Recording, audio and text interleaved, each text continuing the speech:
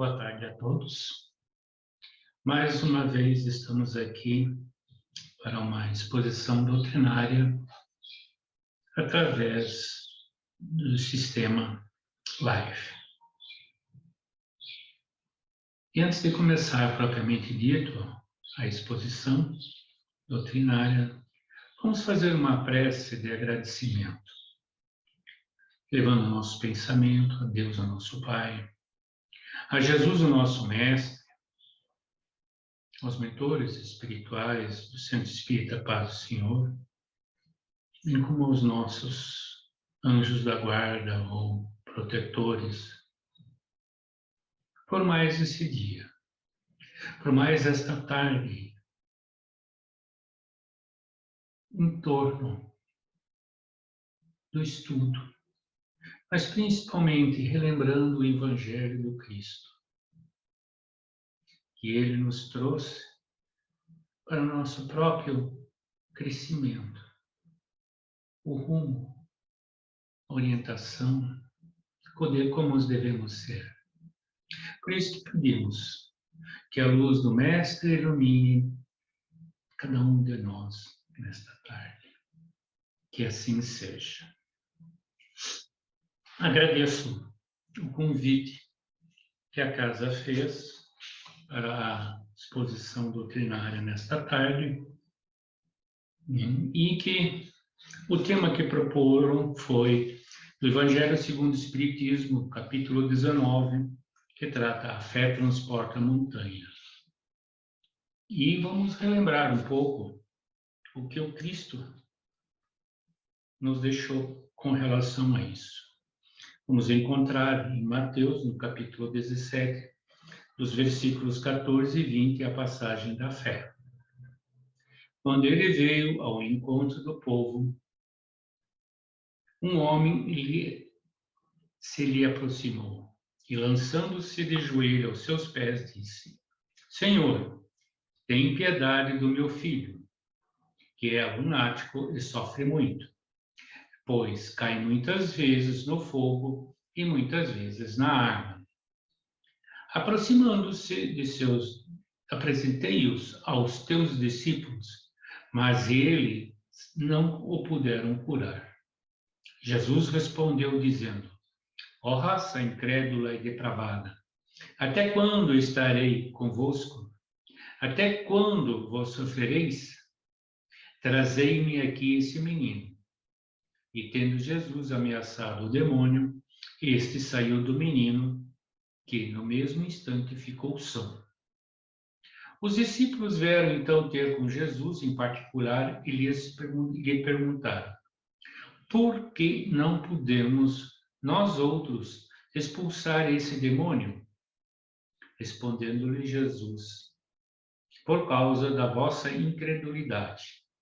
Pois, em verdade vos digo, se tivesseis a fé do tamanho de um grão de mostarda, dirias a esta montanha: transporta-te daí para ali, e ela se transportaria, e nada vos seria impossível. Vemos aqui que as nossas dificuldades, ou neste caso em particular, né, é um estado de obsessão de alguém em que aquele que vai lidar com esse tipo de lida tem que ter muita fé. Kardec vai fazer um pequeno esclarecimento. Quais são as nossas montanhas nesse sentido que o Cristo nos refere? No sentido próprio, é certo que a confiança nas suas próprias forças torna o homem capaz de executar coisas materiais, que não consegue fazer quem duvida de si.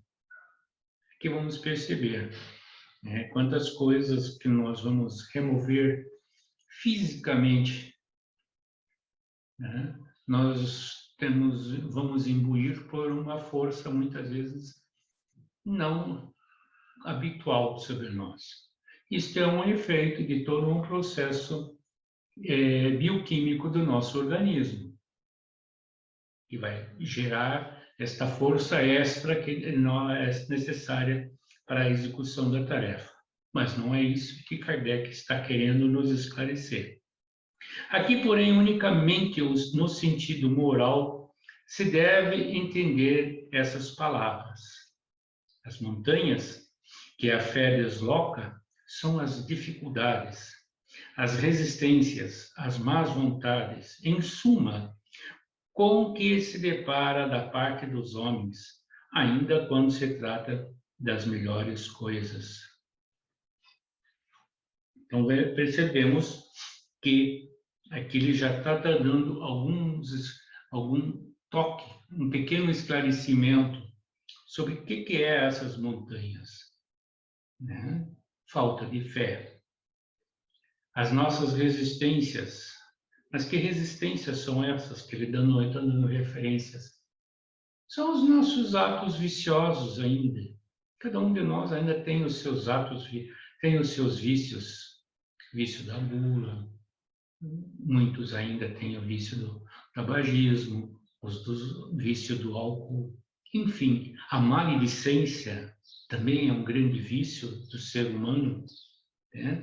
Então, essa resistência de mudar é uma montanha que está dentro de nós e que precisa ser removida. A má vontade. Quantas vezes nós passamos por isso? Alguém pede nosso auxílio em fazer uma tarefa, né? E o que acontece? Tá bom, eu vou lá fazer. Mas como é que nós estamos imbuídos de exercer essa tarefa que nos foi convidado a fazer?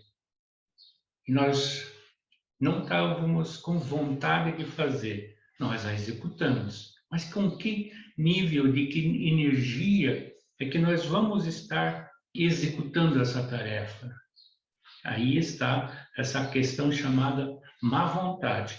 Vamos fazer a tarefa, mas não com boa vontade, com o querer de exercitar essa tarefa, mas com uma certa dificuldade.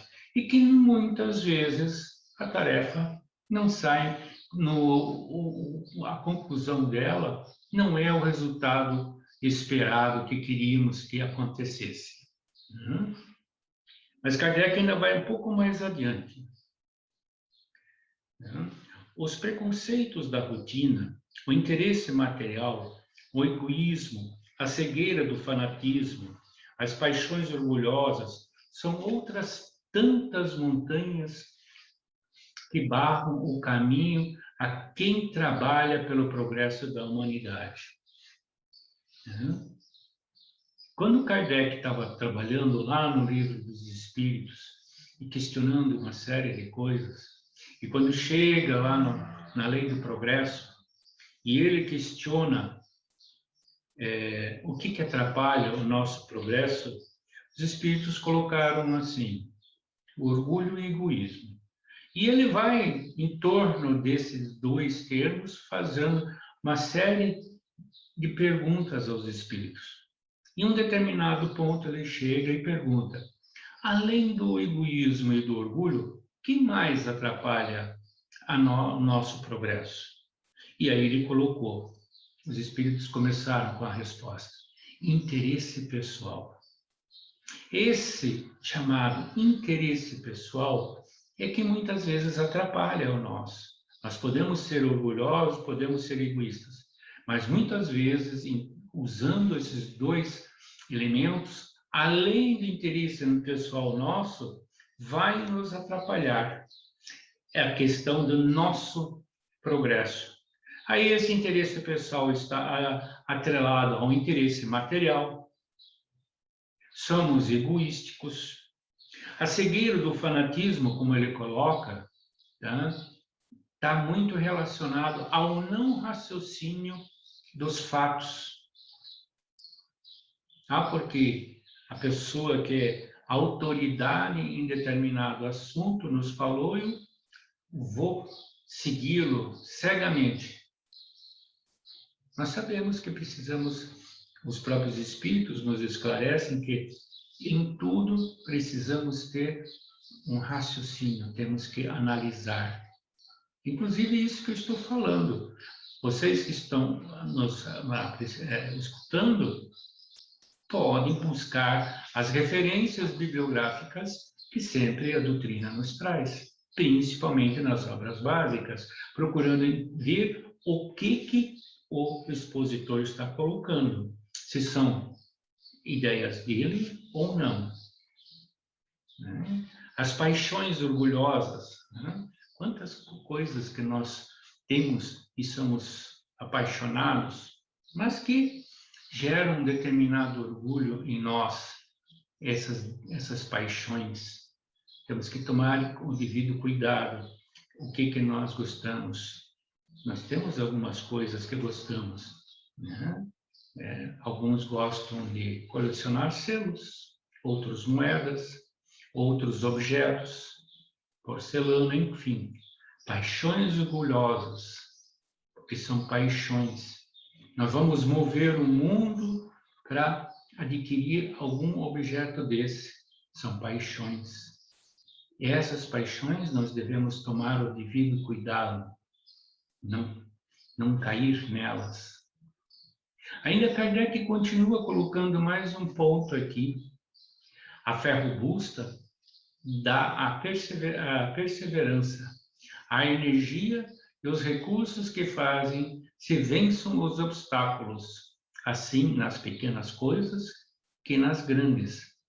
Da fé vacilante resultam a incerteza e a excitação de que se aproveitam os adversários que se tem de combater.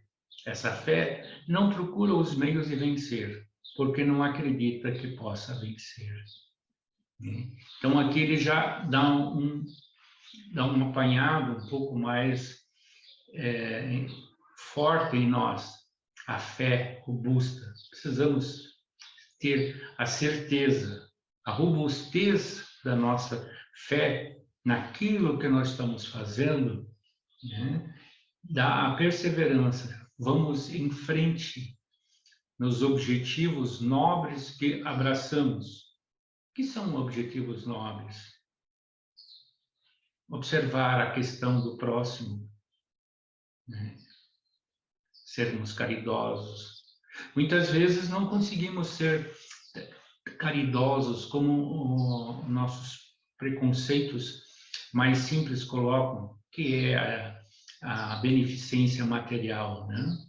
Mas podemos ser caridosos de outra forma, tá? Ser perseverante nesse princípio de colocar aqueles irmãos que a gente vê, percebe, pessoas amigas ou não amigas, são nossos irmãos, são todos filhos de Deus, nas nossas preces, em que a energia que nós estamos demandando através da nossa prece possa chegar até eles, com conforto.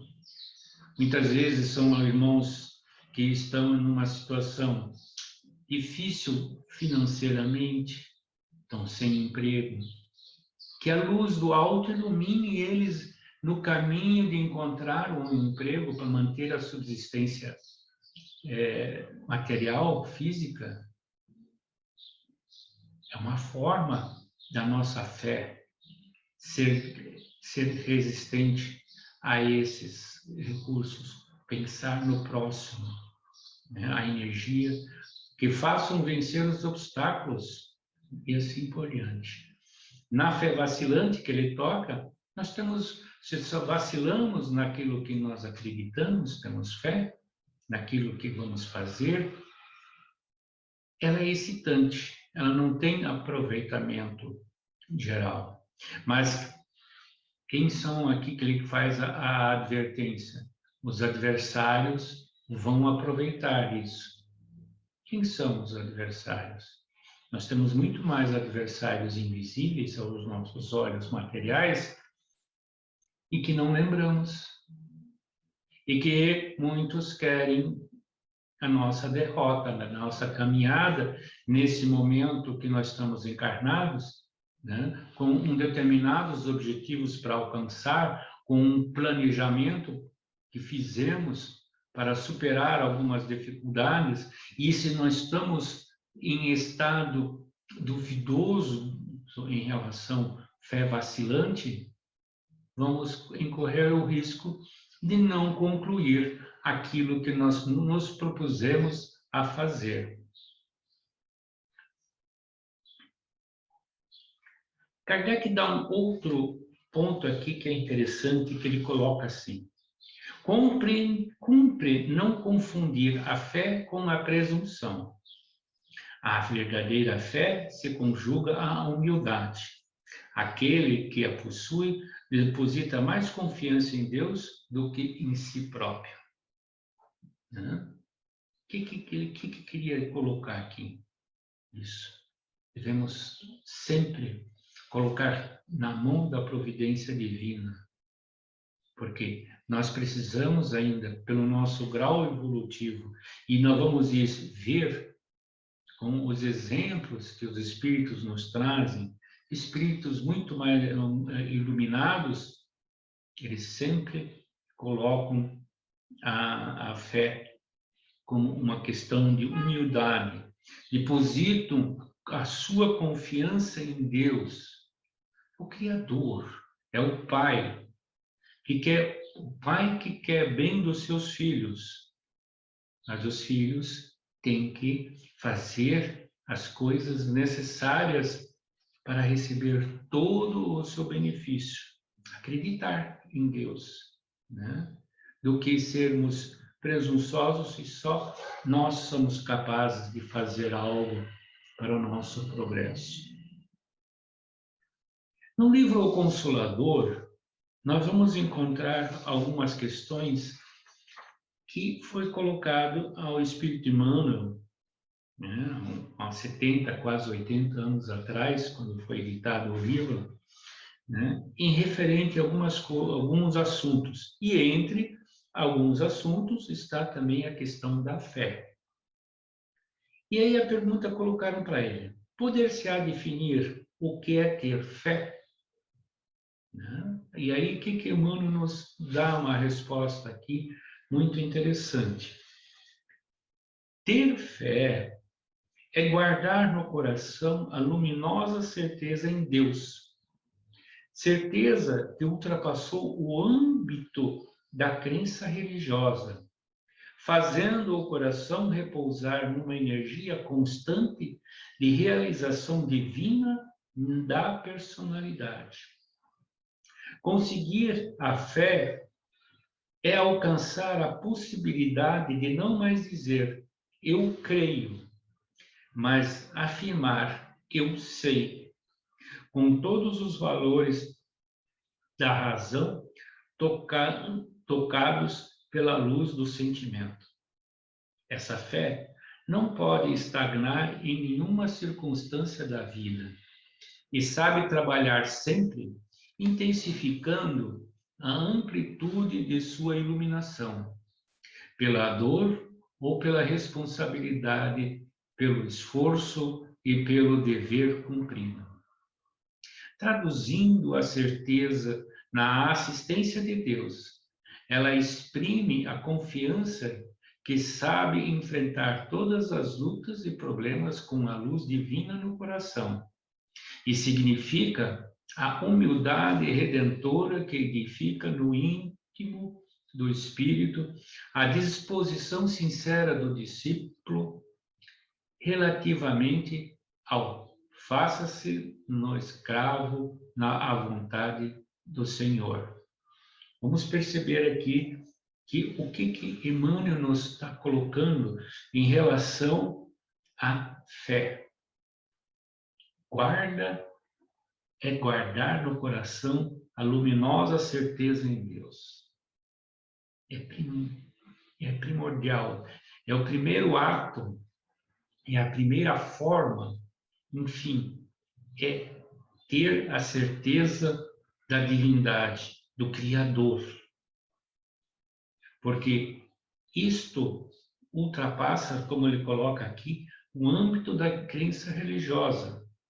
A crença religiosa é o fato de nós estarmos em algum ambiente reunidos, trocando algumas impressões, acreditar na divindade, mas a fé é a certeza do Criador, né? E ainda ele coloca, aquele que tem fé já diz, ele não precisa mais dizer eu creio, mas substituir por eu sei, é o saber, ter a certeza. Por isso que ele vai descrevendo aqui a certeza da questão da divindade. E tem mais um ponto aqui que ele quer questionar em relação à fé. Será fé acreditar sem raciocínio?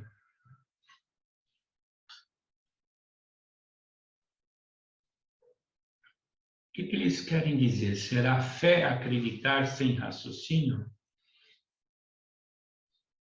Acreditar é uma expressão de crença, começa Emmanuel respondendo, dentro da qual os legítimos valores da fé é em si mesma.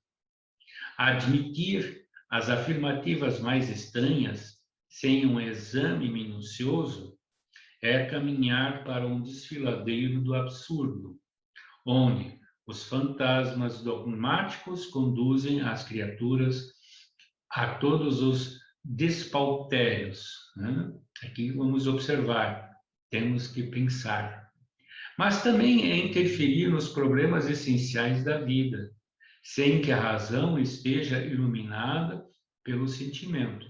É buscar o mesmo declive onde os fantasmas impiedosos da negação conduzem as almas a muitos crimes. O que é isso aqui que ele está colocando?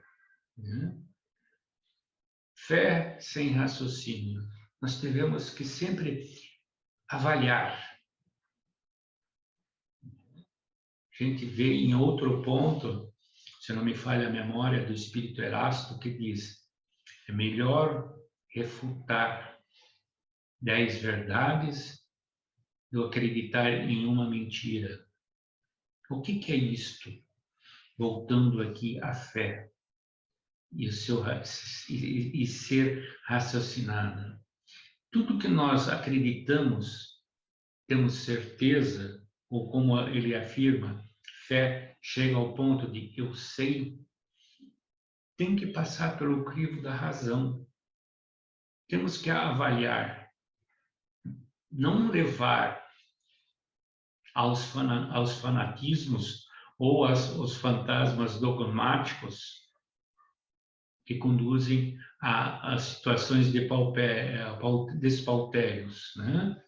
Que vão chegar ao ponto de certas circunstâncias que ele coloca aqui, não no ridículo do ser, mas em situações um pouco jocosas e assim por diante, né? Há um risco. Então, para eliminar, precisamos sentir, como ele ilumina a razão e esteja iluminada pelo sentimento.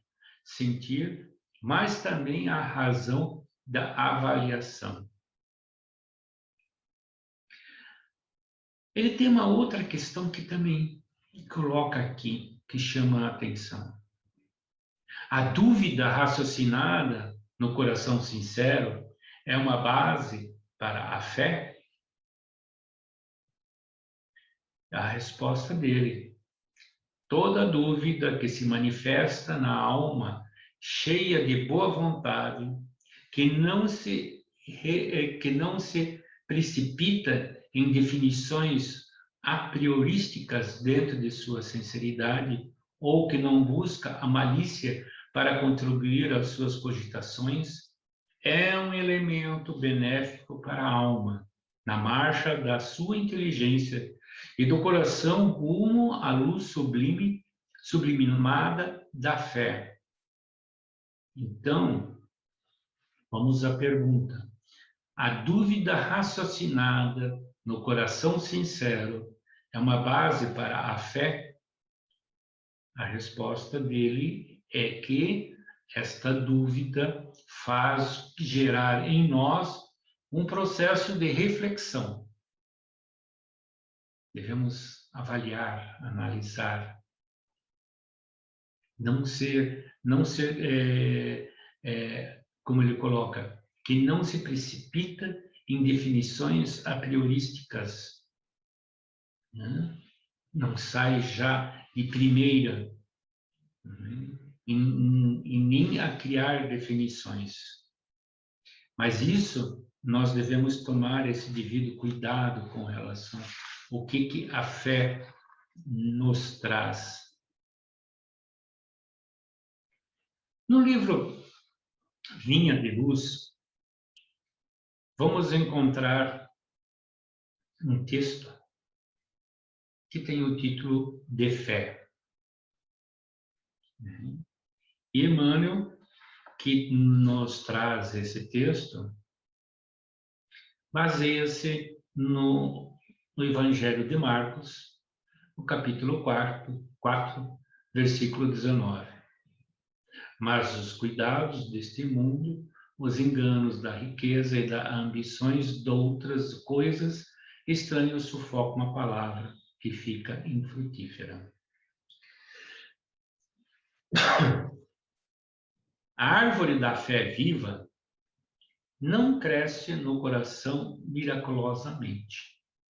Qual acontece na vida comum, o Criador dá tudo, mas não prescinde do esforço da criatura. Qualquer planta útil reclama especial atenção no seu desenvolvimento. Indispensável cogitar-se do trabalho de proteção, auxílio e defesa. Estacadas, adubos, vigilância, todos os fatores de preservação devem ser postos em movimento, a fim de que o vegetal precioso atinja os fins a que se destina. A conquista da crença edificante não é serviço de menor esforço. A maioria das pessoas admite que a fé constitui milagrosamente a auréola doada a alguns espíritos privilegiados pelo favor divino.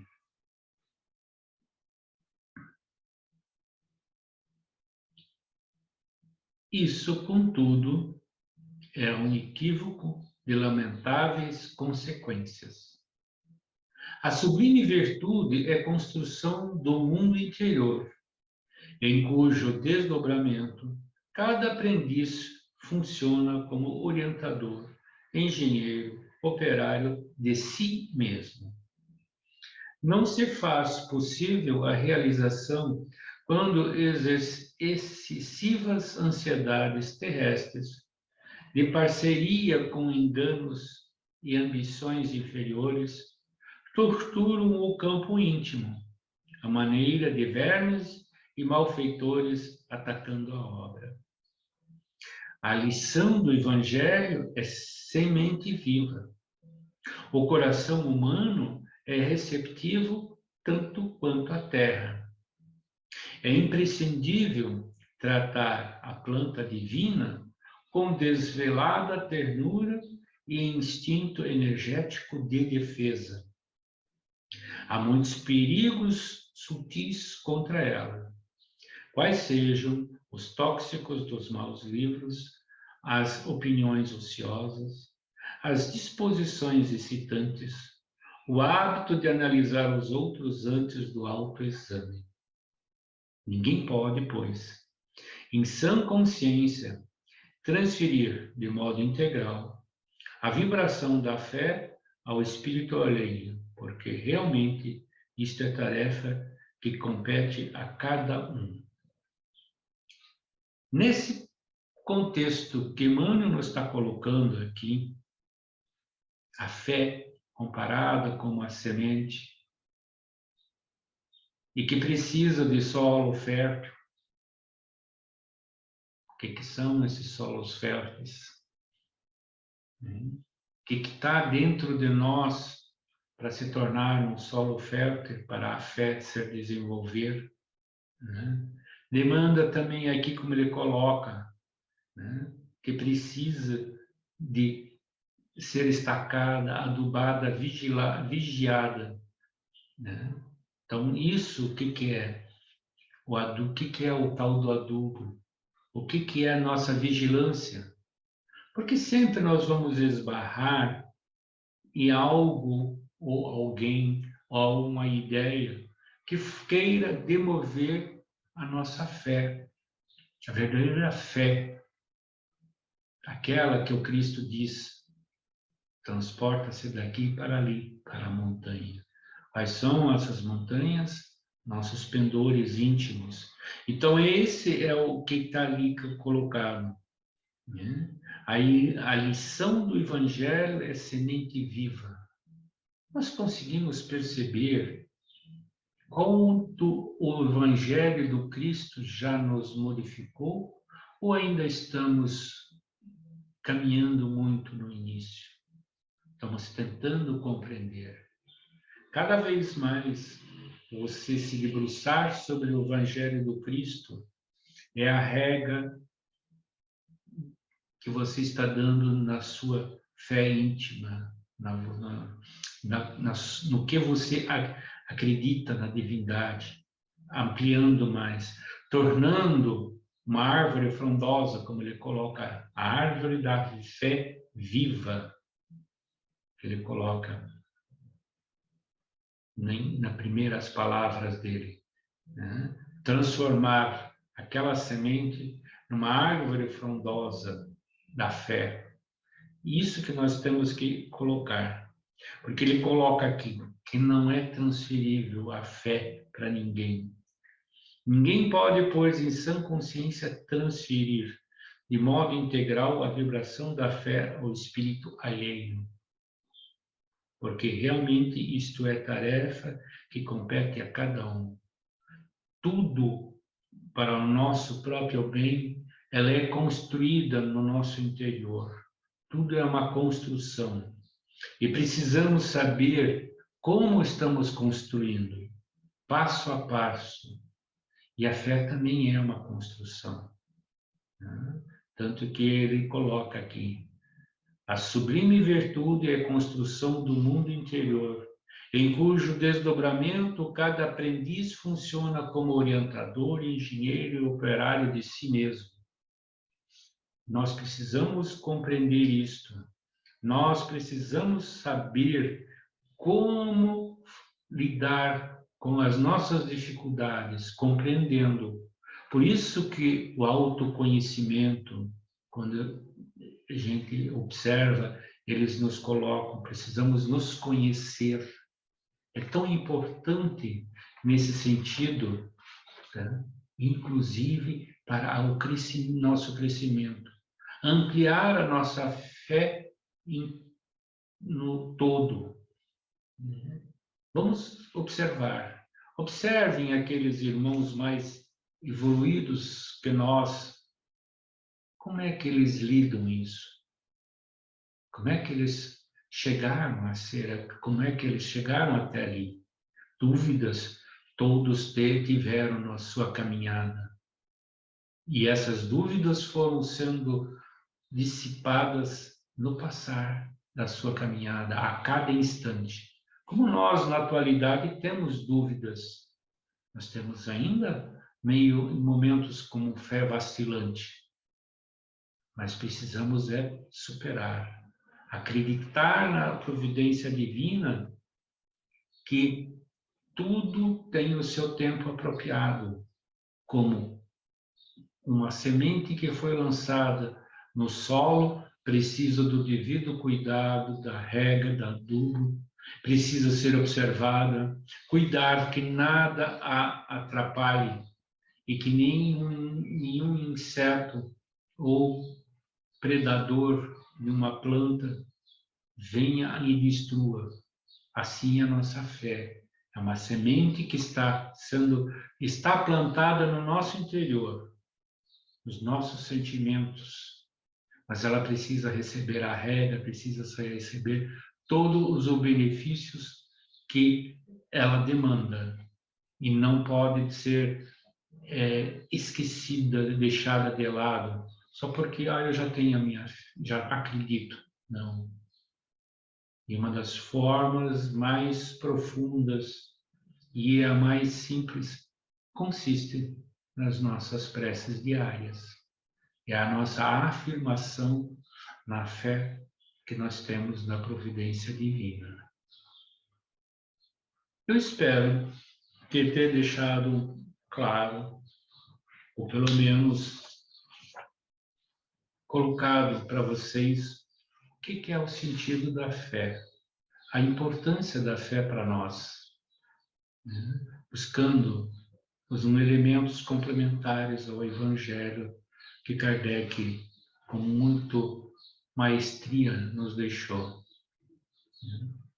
E que nesta tarde, a luz do Mestre também ilumine a todos nós. Ainda agradecemos, Pai amado, por tudo. Todos os benefícios que recebemos na nossa caminhada. Acreditamos que é necessário, muitas vezes, algumas dificuldades para o despertar no nosso íntimo a fé. E que a luz do Mestre sempre ilumine cada um de nós, encarnados e desencarnados. Uma boa tarde a todos.